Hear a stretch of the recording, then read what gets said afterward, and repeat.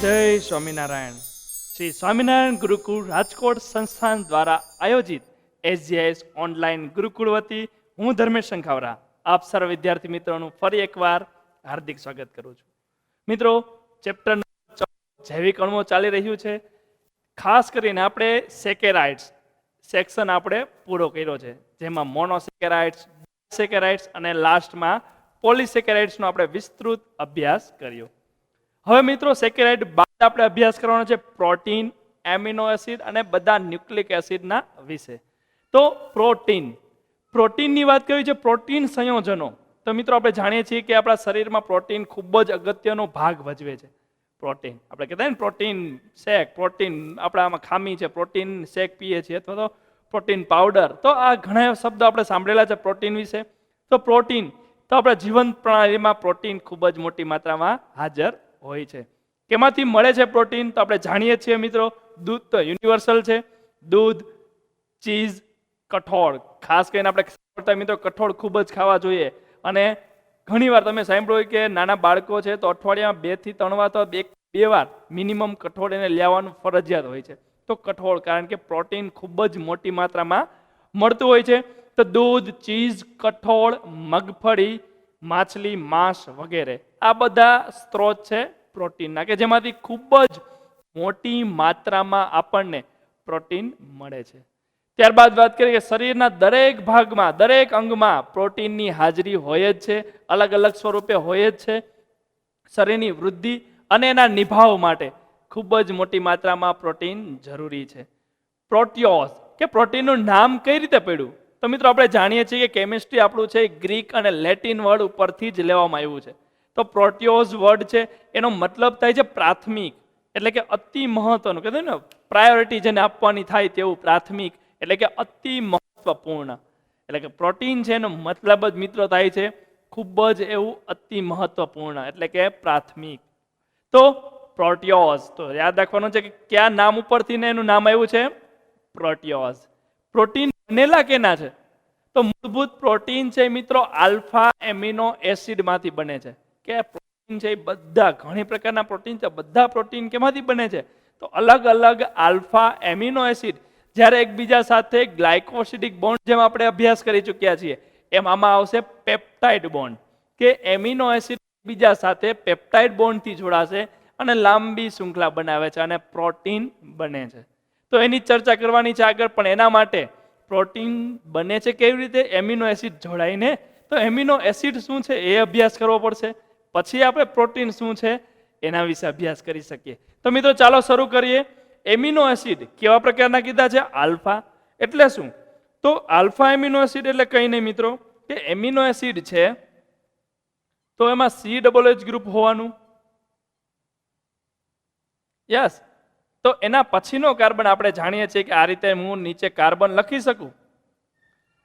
તો આપણે જાણીએ છીએ કે એના પછીનો કાર્બન જે છે એ આલ્ફા થશે, એના પછી બીટા, ગેમા, ડેલ્ટા, આ રીતે. તો હવે તમારો NH2 ગ્રુપ છે કઈ જગ્યાએ? તમારું NH2 ગ્રુપ કઈ જગ્યાએ છે? કે alpha amino acid means alpha ઉપર તમે NH2 ગ્રુપ રાખો છો તો આને કહેવાય alpha amino acid. Amino acid, બે શબ્દ મિક્સ થાય છે આ જગ્યાએ. એક શબ્દ છે એમિનો અને બીજું છે એસિડ. સિમ્પલ મિત્રો, તમે જોઈ શકો છો એમિનો તો દેખાય છે તમને. ક્યુ ગ્રુપ છે? Amine group. એમિનો ગ્રુપ છે અને ઉપર છે એસિડ ગ્રુપ. બંને એક સાથે એક જ અણુમાં હાજર છે. જનરલી આપણે શું જોતા હોય કે એસિડ હોય તો બેઝ થોડું હોય એની સાથે, અને બેઝિક હોય તો એસિડિક ના હોય સંયોજન એની સાથે. પણ આ સંયોજનમાં બંને સાથે છે. એમિનો ગ્રુપ જે બેઝિક ગુણધર્મ ધરાવે છે અને COH જે પોતે એસિડિક ગુણધર્મ ધરાવે છે. બંને એક સાથે રહેલા છે. અને કઈ પોઝિશનમાં છે અત્યારે? આલ્ફા. અલગ અલગ જો NH2 તમે બીટા ઉપર જોડો તો બીટા એમિનો એસિડ, ગેમા ઉપર જોડો તો ગેમા એમિનો એસિડ, અને ડેલ્ટા ઉપર જોડો તો ડેલ્ટા એમિનો એસિડ. પરંતુ જે પ્રોટીનની આપણે વાત કરી કે પ્રોટીન કેના બનેલા છે? તો યસ, એ એક જ છે, આલ્ફા એમિનો એસિડના. તો ખબર પડી કે નહીં આલ્ફા એમિનો એસિડ કોને કહેવાય? યસ, કે COH ગ્રુપ છે, કાર્બોક્સિલિક સમૂહ છે, એના પછી કાર્બન શૃંખલા છે. તો અનુવર્તી તમે alpha, beta, gamma and delta આ રીતે નામ આપી શકો. અને એ રીતે જ્યાં NH2 જોડાય છે એવો એમિનો એસિડ કહેવાય. એમિનો પ્લસ એસિડ સમૂહ બંને હાજર હોવાથી એને આપણે એમિનો એસિડ કહીએ છીએ. ઓકે, તો મિત્રો તમને ખબર પડી ગઈ. ચલો, એમિનો એસિડ શું કામ કીધા છે? કારણ કે NH2 ગ્રુપ અને COH ગ્રુપ બંને એક સાથે એક જ અણુમાં હાજર છે, માટે આપણે એને એમિનો એસિડ કહીએ છીએ. પ્લસ આલ્ફા એમિનો એસિડ શું કામ કીધા? કારણ કે કાર્બોક્સિલિકની આલ્ફા પોઝિશન ઉપર NH2 ગ્રુપ છે. તો આવા ગ્રુપ હશે તો આપણે એમિનો એસિડ કેવા લેવાના છે? બધા આલ્ફા એમિનો એસિડ જ છે. તો આલ્ફા એમિનો એસિડની જો ચર્ચા કરતા હોઈએ તો બધા એમિનો એસિડ સરખા છે મિત્રો, કે COOH એની આલ્ફા પોઝિશન ઉપર NH2. તો આટલું તો કોમન હોવાનું. યસ, હજી એક વસ્તુ કોમન હશે, એ છે હાઇડ્રોજન. બદલશે શું? તો આ જગ્યાએ એક ગ્રુપ રાખી દઈએ R તરીકે તમે બદલાવ્યા રાખો. અલગ અલગ સંયોજનો મૂકતા જશું એમ અલગ અલગ એમિનો એસિડ આપણા બનતા જશે. બાકી બધું ફિક્સ છે કે COOH એના પછીનો કાર્બન, એટલે કે આ જે કાર્બન છે કેવો થાય? એમિનો આલ્ફા થાય ને. એમિનો ગ્રુપ જેની સાથે જોડાણો છે કાર્બન કેવો થાય? આલ્ફા થાય. ઓકે, બીજું તમે માર્ક કરો છો કે મિત્રો જો આ કાર્બનની વાત કરું તો ઉપર COOH ગ્રુપ છે, NH2 ગ્રુપ છે, આ બાજુ H છે, મીન્સ આ ત્રણેય અલગ અલગ છે. જો આ R તરીકે આ ત્રણમાંથી એક કંઈ ન હોય, કંઈક નવું જ હોય, એટલે કે ચારેય સંયોજકતા અલગ અલગ હોય તો આ કાર્બન કિરાલ બની જશે. અને કિરાલ બને તો પ્રકાશ ક્રિયાશીલતા આવે, સ્મોલ ડી અને small L plus minus. Yes, તો એનો મતલબ એમિનો એસિડ મોટે ભાગે આપણે હમણાં આના પછી આપણે અભ્યાસ કરીએ છીએ ગ્લાયસિન સિવાય બધા એમિનો એસિડ 20 પ્રકારના એમિનો એસિડ આપણી પાસે. આલ્ફા એમિનો એસિડ 20 પ્રકારના છે. એમાંથી પહેલું જ ગ્લાયસિન છે, એક જ છે એ એમિનો એસિડ પ્રકાશ ક્રિયાશીલ નથી. કારણ કે ગ્લાયસિન છે એમાં COOH, NH2, આ જગ્યાએ H અને R કે H હોય છે. એનો મતલબ તમે માર્ક કરી શકો છો કે આ કાર્બનની વાત કરો છો તો આ H અને આ H રિપીટ થાય છે. એનો મતલબ આ કાર્બન કિરાલ નથી, અને કિરાલ નથી તો તેથી આ બન્યું ગ્લાયસિન. આ બને છે ગ્લાયસિન. જે ગ્લાયસિન પોતે પણ ગ્લાયસિન પ્રકાશ ક્રિયાશીલ સંયોજન નથી. પ્રકાશ ક્રિયાશીલ નથી.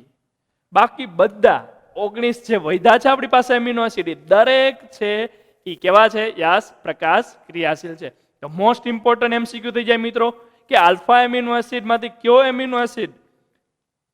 એમિનો એસિડ કિરાલ નથી, અથવા તો કિરાલ ના પૂછે તો ખાસું પૂછી લે સીધું જ.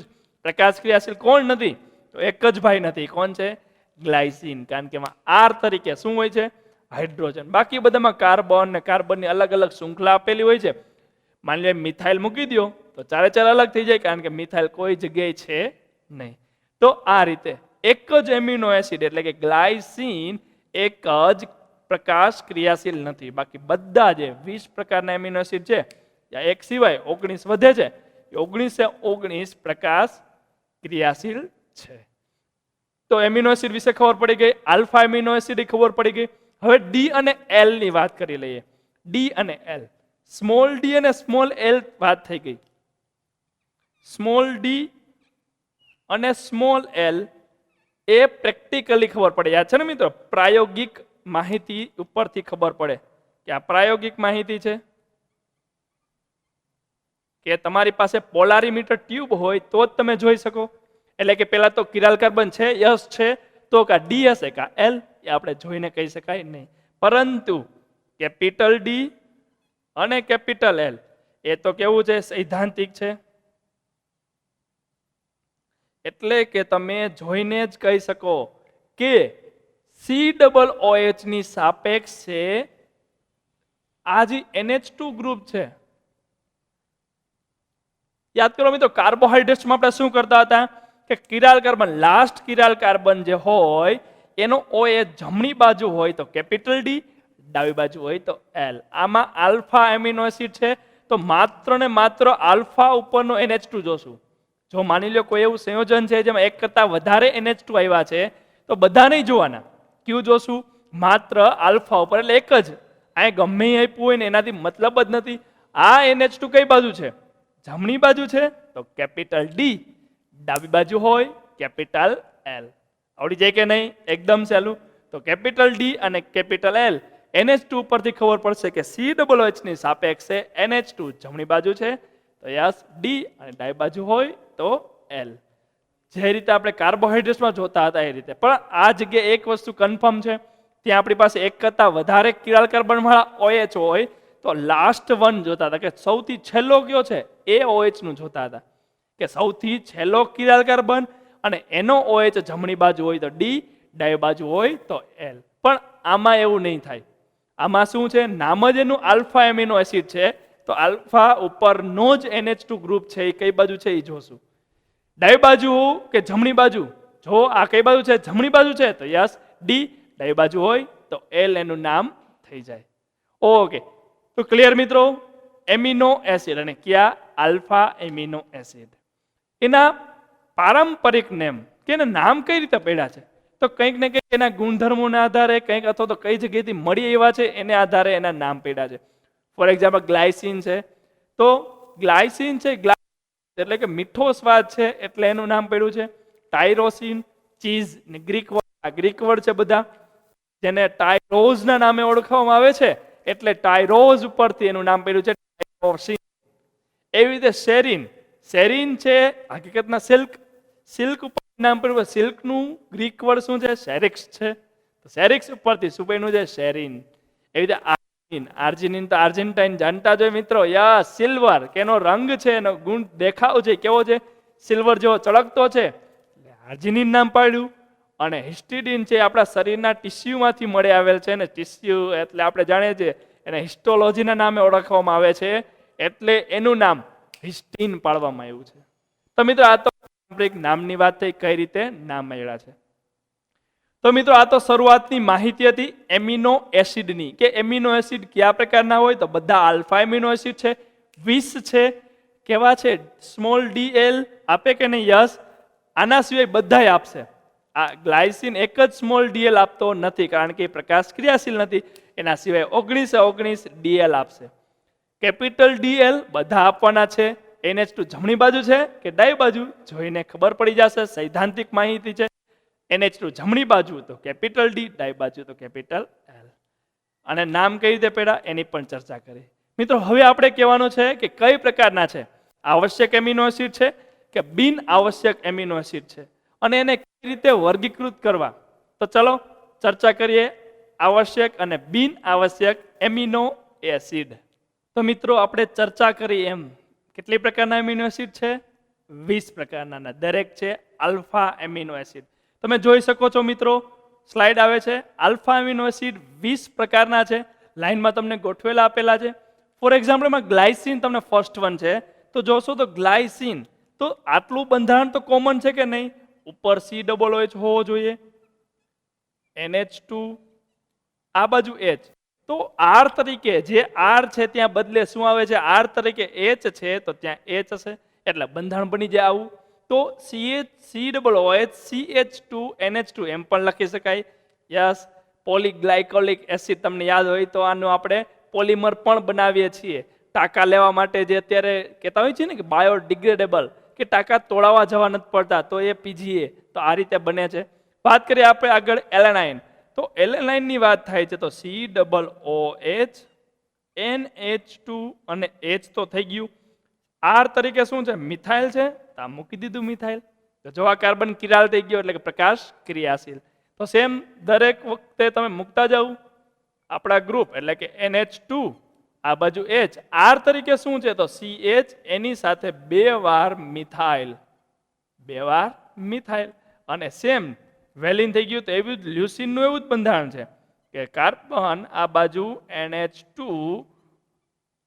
H અને શું છે?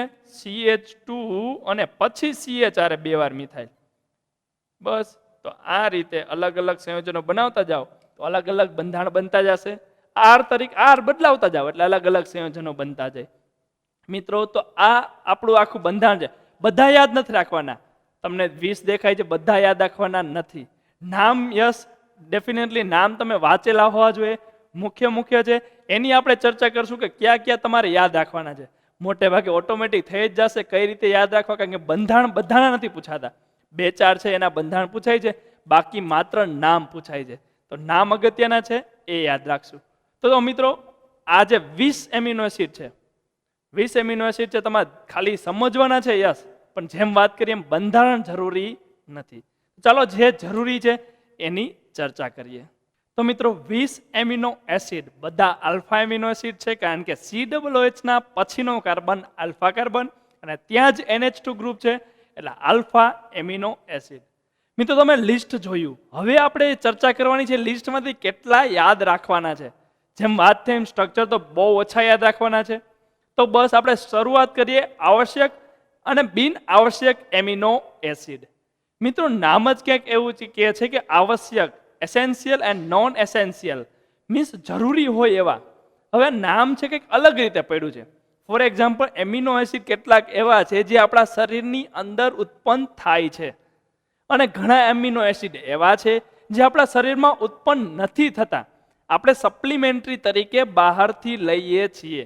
આપણે કહેતા હોય છે ને ફૂડ પ્રોડક્ટ, ઘણી અત્યારે ઘણી પ્રોડક્ટ એવી નીકળી છે કે અલગ અલગ પ્રોટીન આપને આપે છે, અથવા તો પ્રોટીન છે આપણે ખાવામાં અલગ અલગ કઠોળ છે, દૂધ છે, શાકભાજી છે યુઝ કરીને આપણે પણ બહારથી પ્રોટીન લેતા હોઈએ છીએ. તો એવી રીતે એમિનો એસિડ પણ એવી રીતે જ મળે છે. તો કઈ રીતે? તો મિત્રો બહારથી લેવા પડે છે અને અંદરથી બને છે. તો કોને આવશ્યક કહેવાય ને કોને બિન આવશ્યક કહેવાય?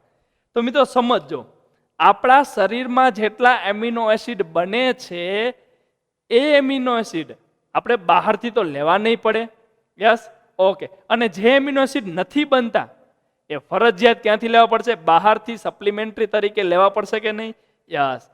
તો મિત્રો જોવો જોઈએ કે આવશ્યક લાગે છે, યસ, કે જે બહારથી લેવા પડે છે. ઓલા તો બને જ છે ભાઈ, એની ક્યાં જરૂર છે? આપણે એની કંઈ જરૂર છે નહીં, કારણ કે આપણા શરીરમાં બનવાના જ છે, કહેવાય છે ને. તો આપણા શરીરમાં જ બને છે એટલે આવશ્યક કહેવાતા નથી, એને કહેવાય છે બિન આવશ્યક. જે આપણા શરીરમાં નથી બનતા એમિનો એસિડ અને બહારથી આપણે લઈએ છીએ એવા દરેક એમિનો એસિડને આપણે કહેશું આવશ્યક એમિનો એસિડ. બિન આવશ્યક અને આવશ્યક, તો બહારથી જેટલા આપણે સપ્લિમેન્ટરી તરીકે લઈએ છીએ એવા એમિનો એસિડને કહેશું આવશ્યક એમિનો એસિડ. અને અભ્યાસ પણ કેનો કરવાનો હોય? હંમેશા બિન આવશ્યક થોડા પૂછે કે જરૂરી છે એ જ પૂછવાના છે. તો આવશ્યક એમિનો એસિડ પૂછાશે. તમારે યાદ રાખવાનું છે એક શોર્ટ ટ્રીક, આપણી પ્રાઇવેટ ટીમ, આપણી પ્રાઇવેટ ટીમ બનાવવાની છે, પ્રાઇવેટ ટીમ હોલ, PVT કહેતા હોય ને, પ્રાઇવેટ ટીમ હોલ. બસ આ રીતે એક બનાવી નાખો, PVT TIMHALL. તો બસ તમે એકવાર ખાલી મિત્રો વ્યવસ્થિત વાંચશો ને એટલે ઓટોમેટિક બધા નામ તમને યાદ રહી જશે. P ફિનાઇલ એલેનાઇન, V વેલિન, T ટ્રિપ્ટોફાન, પાછો T આવ્યો તો બંને T આવી જાય, થ્રિયોનિન, I isoleucine, M methionine, H histidine, A આર્જેનિન અથવા આર્જિનિન, બે L છે તો લ્યુસિન ને લાઇસિન બંને આવી જશે. તો મિત્રો એકવાર વ્યવસ્થિત તમે વાંચો એટલે ઓટોમેટિક આવડી જ જવાનું છે. એવું હોય તો મિત્રો થોડીક વાર લખીને ટ્રાય કરવાની, એટલે આ આવડી જશે તો બાકીના ઓટોમેટિક ખબર પડે કે તમારા લિસ્ટમાં આના સિવાયનું જો કોઈ છે તો એ કેવા હોવા જોઈએ? બિન આવશ્યક એમિનો એસિડ હોવા જોઈએ. એટલે ઇન કેસ માની લો તમને બિન આવશ્યક એમિનો એસિડ પૂછાઈ ગયું કે આપેલમાંથી કયો એમિનો એસિડ બિન આવશ્યક એમિનો એસિડ છે, તો તમને આવડતા હશે તો આના સિવાયનું જે હોય એ કેવું થઈ જાય? બિન આવશ્યક થઈ જાય. તો વન્સ અગેન મિત્રો, private team hall, PVT team hall, P phenylalanine એલેનાઇન, V વેલિન, T ટ્રિપ્ટોફાન, પાછો T threonine, I isoleucine, M methionine, H histidine, A silver ઉપરથી જેનું નામ પડ્યું છે આર્જેનિન, L લ્યુસિન અને once again L lysine, leucine and lysine. તો યાદ રહી જાય કે નહીં મિત્રો? આવશ્યક એમિનો એસિડ. એ જ રીતે એનું બીજું વર્ગીકરણ પણ થાય છે. ફોર એક્ઝામ્પલ એક વર્ગીકરણ આપણે કર્યું આવશ્યક અને બિન આવશ્યક એમિનો એસિડ, એવી રીતે સેકન્ડ આપણે વર્ગીકરણ કરવું છે એનું, તો બીજી રીતે થાય છે એ એસિડિક, બેઝિક અને તટસ્થ. એસિડિક, બેઝિક અને તટસ્થ એમિનો એસિડ. તો એસિડિક ને બેઝિક યાદ રાખી, બાકીના તટસ્થ તો ઓટોમેટિક યાદ રહી જાય, કારણ કે બાકીના વધે ઈ તટસ્થ હોય. એસિડિક તો સાવ સહેલા મિત્રો, કારણ કે પાછળ જ એના નામની પાછળ જ શબ્દ આવવાનો છે એસિડ, એટલે ઓટોમેટિક એ બે તો યાદ રહી જ જવાના છે, ગ્લુટામિક એસિડ અને એસ્પાર્ટિક એસિડ. તો તમને આ બે તો યાદ રહી જાય કે ગ્લુટામિક એસિડ અને એસ્પાર્ટિક એસિડ, તો આ બે યાદ રહી ગયા છે. બેઝિક એમિનો એસિડ ની વાત કરો છો, બેઝિક તો લાઇસિન, હિસ્ટિડિન અને આર્જિનિન. લાઇસિન, હિસ્ટિડિન અને આર્જિનિન આ ત્રણ એવા છે જેમાં એક કરતા NH2 ગ્રુપ વધારે હશે. કે આ રીતે તો C ડબલ હોય તો ગ્રુપ છે જ, આ જગ્યાએ NH2 ગ્રુપે હોવાનું, અહીંયા H. હવે આ જગ્યાએ લાંબી શૃંખલામાં જો COH આવી જાય છે તો એ શું થાય, એસિડિક સંયોજન થઈ જાય, અને આ લાંબી શૃંખલામાં જો NH2 હજી એકવાર આવી જાય તો બેઝિક થઈ જાય, કારણ કે આ તો કેવું હતું અત્યાર સુધી તટસ્થ હતું. તો મિત્રો સિમ્પલ છે, 5 જ યાદ રાખવાના, 5 માંથી આ બે તો ઓટોમેટિક યાદ રહી ગયા, થઈ જાય ને.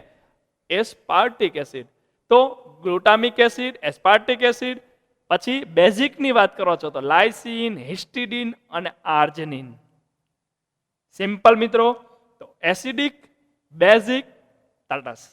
કોઈ પણ મિત્રો પૂછે આવી રીતે તો તમને ઇઝીલી યાદ રહી જાય કે એસિડિક તો સિમ્પલ છે, ગ્લુટામિક અને એસ્પાર્ટિક એસિડ સીધું તમને દેખાઈ જાય, એસિડ શબ્દ આવે.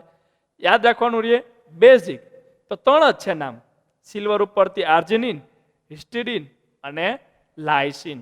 તો યાદ રાખો થોડું, તો 3 ને 2 5 તો ઓટોમેટિક યાદ થઈ જાય, બાકીના વૈધાય તટસ્થ ઓટોમેટિક મિત્રો બધું તમને ક્લિયર થઈ જાય. ઓકે, ચલો તો વાત થઈ ગઈ એના વર્ગીકરણની. આવશ્યક, બિન આવશ્યક, જે શરીરમાં નથી બનતા એને આપણે કહીએ છીએ આવશ્યક, અને એના માટે આપણે શોર્ટ ટ્રીક બનાવી, private, team, hall. Acidic, basic અને તટસ્થ. તો એસિડિકમાં 2 એસિડ છે, ગ્લુટામિક અને એસ્પાર્ટિક એસિડ, અને બેઝિકમાં યાદ રાખવાનું રહેશે લાઇસિન, હિસ્ટિડિન અને આર્જિનિન. ત્યારબાદ મિત્રો મોસ્ટ ઇમ્પોર્ટન્ટ આપણે એમ કહેવાનું છે કે આ સૌથી આઈએમપી છે પ્રોલિન, કારણ કે જેટલા એમિનો એસિડ છે આપણી પાસે 20 આલ્ફા એમિનો એસિડ, એમાં આ NH2 હંમેશા ફ્રી હશે બધામાં. તમે બધા જોઈ લેજો, બધામાં આ NH2 ફ્રી જ છે, પરંતુ એક પ્રોલિન એક જ એવું છે જેમાં એ NH2 છે એની સાથે કંઈક ને કંઈક જોડાઈ ગયું છે, મીન્સ દ્વિતીયક છે. નાઇટ્રોજન છે એ 2 બાજુથી બનતી જોડાયેલું છે, દ્વિતીયક નાઇટ્રોજન ધરાવે છે. તો ખાસ યાદ રાખવાનું છે દ્વિતીયક એમાઇન, દ્વિતીયક એમાઇન ધરાવે છે. આ એક જ એક એમિનો એસિડ એવું છે જેમાં એમાઇન કેવો છે, દ્વિતીયક છે. તો સૌથી વધારે આઈએમપી બન્યું ને, તો ખાસ યાદ રાખવાનું છે પ્રોલિન. એનું બંધારણ પણ યાદ રહેવું જોઈએ, એકદમ સિમ્પલ જ છે, બંધારણમાં કંઈ ખાસ એવું અઘરું છે નહીં. સિસ્ટાઇન અને મિથિયોનિન, સિસ્ટાઇન અને મિથિયોનિન 2 એવા સંયોજનો છે જેમાં તમે જોઈ શકો છો સલ્ફર હાજર છે. તો સિસ્ટાઇન એમાં સ ઉપરથી તમે થોડુંક યાદ રાખો તો સિસ્ટાઇન અને મિથિયોનિન 2 એવા સંયોજનો છે જેમાં સલ્ફર હાજર છે. તો મિત્રો આ રીતે આપણે એમિનો એસિડ જે છે, એમિનો એસિડ છે એનું વર્ગીકરણ કરવાનું છે. એનું કઈ રીતે પૂછાઈ શકે, કારણ કે આમાંથી MCQ જ પૂછાશે, થિયરી કઈ એમિનો એસિડમાંથી આમાં થિયરી ના પૂછી શકે. તો તમને કોઈ પણ એક પર્ટિક્યુલર 1 માર્કનો ક્વેશ્ચન અથવા તો શું પૂછે, MCQ પૂછી શકે. ક્લિયર મિત્રો? તો એકદમ સહેલું એમિનો એસિડ, આપણે એનું ખાસ જે જરૂરી છે પોઈન્ટ જેટલા અગત્યના છે એના વિશે ચર્ચા કરી. તો મિત્રો ત્યારબાદ લાસ્ટ આપણો ટોપિક છે આજનો, ઝ્વિટર આયન. ઝ્વિટર આયન કોને કહેવાય? તો મિત્રો જ્યારે કોઈ પણ એક જ અણુ ઉપર બંને વીજભાર પ્લસ અને માઇનસ હાજર હોય તો એ અણુને કહેવાય ઝ્વિટર આયન. મિત્રો આપણે જ્યારે બેન્ઝોઇક એસિડ સ્ટ્રક્ચર ભણશું ત્યારે પણ એકવાર આવશે, એક બાજુ એમિનો ગ્રુપ અને એક બાજુ COH ગ્રુપ, આવા કોઈ પણ ગ્રુપ હાજર છે અથવા તો 2 અલગ અલગ એસિડ બેઝ હાજર છે, તો એવા સમય શું થાય છે, એક અણુ સંયોજન પ્લસ અને માઇનસ બંને સાથે હોય છે.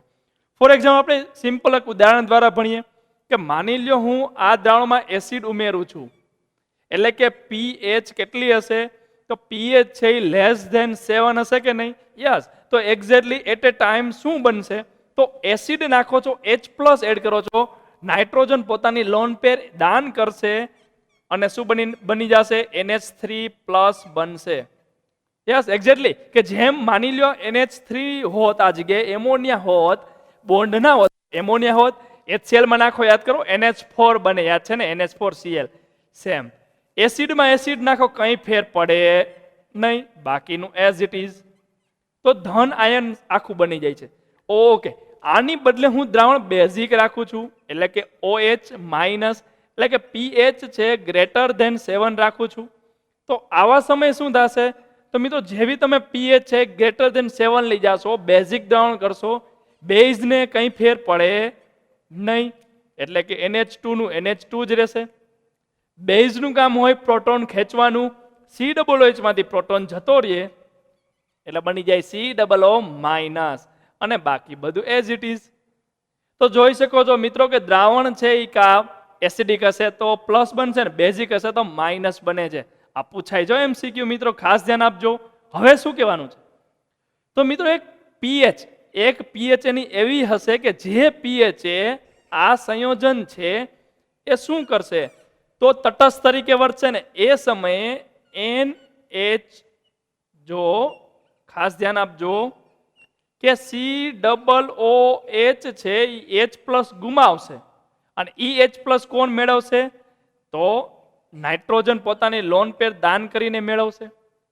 જ્યારે તટસ્થ હશે ત્યારે જો પોતાને એક્સચેન્જ કરી લીધા, સમજાણું ને? આ જગ્યાએ નાઇટ્રોજન H પ્લસ ક્યાંથી મેળવો? કારણ કે દ્રાવણમાં તમે એસિડ નાખ્યું હતું, એટલે શું કામ ગુમાવ્યો? કારણ કે દ્રાવણમાં બેઝ હતું. તો મિત્રો હવે તમે તટસ્થ દ્રાવણ રાખો છો તો એવા સમયે અંદરો અંદર એક્સચેન્જ કરશે પ્રોટોનનું, કે COO માઇનસ છે પ્રોટોન જવા દેશે અને કોણ સ્વીકારી લેશે? યસ, NH2 છે એ મેળવશે અને NH3 પ્લસ બનશે. એક જ અણુ ઉપર વીજભાર જોવા મળે છે તો એને કહેવાય ઝ્વિટર આયન. તો આને કહેવાય ઝ્વિટર આયન. તો આ બની ગયું મિત્રો, એને કહેવાય ઝ્વિટર આયન. જો કે એક pH નક્કી હોય છે, કે જે pH ઝ્વિટર આયન બને છે. તો આ સમયે મિત્રો એનોડ અને કેથોડ તમે રાખ્યા છે તો કઈ બાજુ જશે? તો આ સંયોજન એકેય બાજુ નહીં જાય, કારણ કે બંને વીજભાર છે. જ્યારે આ માની લો દ્રાવણ pH તમે ઘટાડો તો પ્લસ છે તો માઇનસ ઇલેક્ટ્રોડ તરફ જશે, અને આ માઇનસ છે તો પ્લસ ઇલેક્ટ્રોડ તરફ જશે. પરંતુ જો ઝ્વિટર આયન બની ગયું છે તો એકેય બાજુ જશે નહીં. તો સમવિભવ બિંદુ, જે તમને અત્યારે સિલેબસમાં નથી પણ JEE નીટ માટે મોસ્ટ ઇમ્પોર્ટન્ટ છે, આઇસો ઇલેક્ટ્રોનિક પોઈન્ટ, જેને PI તરીકે ઓળખવામાં આવે છે. PKA કે એક તમે જે એમિનો એસિડ છે એનો PKA ગોતો, બીજા એમિનો એસિડનો PKA ગોતો, ડિવાઈડ બાય 2 કરો, એનો સરવાળો કરીને ભાગ્યા 2 કરો એટલે PI મળે. તો PI છે શું? આઇસો ઇલેક્ટ્રોનિક પોઈન્ટ, સમવિભવ બિંદુ છે શું? તો મિત્રો જે pH તમારો એમિનો એસિડ છે ઝ્વિટર આયન પ્રોડ્યુસ કરે, જે pH તમારો એમિનો એસિડ ઝ્વિટર આયન બનાવે, એ pH ને કહેવાય સમવિભવ બિંદુ. ક્લિયર? યસ. તો સમવિભવ બિંદુ કે ઝ્વિટર આયન બનવા, તમારે ઝ્વિટર આયન બનાવવાનો છે કે ત્યાં દ્રાવણ એસિડિક નહીં બેઝિક ન હોવું જોઈએ, એને પોતાની જરૂરી pH ગોતવાની છે. તો દરેક એમિનો એસિડ, જે 20 એમિનો એસિડ આપણે ચર્ચા કરી, દરેકના સમવિભવ બિંદુ અલગ અલગ હોય છે, એટલે કે pH અલગ અલગ જોવા મળશે કે નહીં ઝ્વિટર આયન? યસ. તો તમે એના આધારે શું કરી શકો? યસ, અલગીકરણ કરી શકો. જો તમને પૂછાય કે સમવિભવ બિંદુ ક્યાં કામમાં આવે ભાઈ, તો આપણે કહી શકીએ કે ભાઈ એમિનો એસિડના અલગીકરણ, અથવા તો કહેવાય ને કે આપણે પૃથ્થકરણ કરવું છે, કયો એમિનો એસિડ છે, તો પણ તમને સમવિભવ બિંદુ ખૂબ જ કામ આવે. તો અલગીકરણ અથવા તો પૃથ્થકરણમાં તમને સમવિભવ બિંદુ ખૂબ જ સારી રીતે કામમાં આવી શકે. તો મિત્રો ઝ્વિટર આયન જે ટેક્સ્ટબુકમાં ખૂબ જ ટૂંકમાં આપેલું છે, પણ આપણે JEE નીટની સાથે ચર્ચા કરતા હોવાથી આ રીતે અભ્યાસ કરવાનો છે. ખાસ તમારે રેફરન્સ બુક અલગ અલગ તમે યુઝ કરતા હોય છો મિત્રો, તો ખાસ એમાંથી જોઈ લેવું, અને ખાસ આપણી પાસે ફેરબુક બનાવી એમાં લખવાનું રહેશે. તો મળશું મિત્રો નેક્સ્ટ લેક્ચરમાં આપણા નવા ટોપિક સાથે. ત્યાં સુધી good bye, all the best and જય સ્વામિનારાયણ.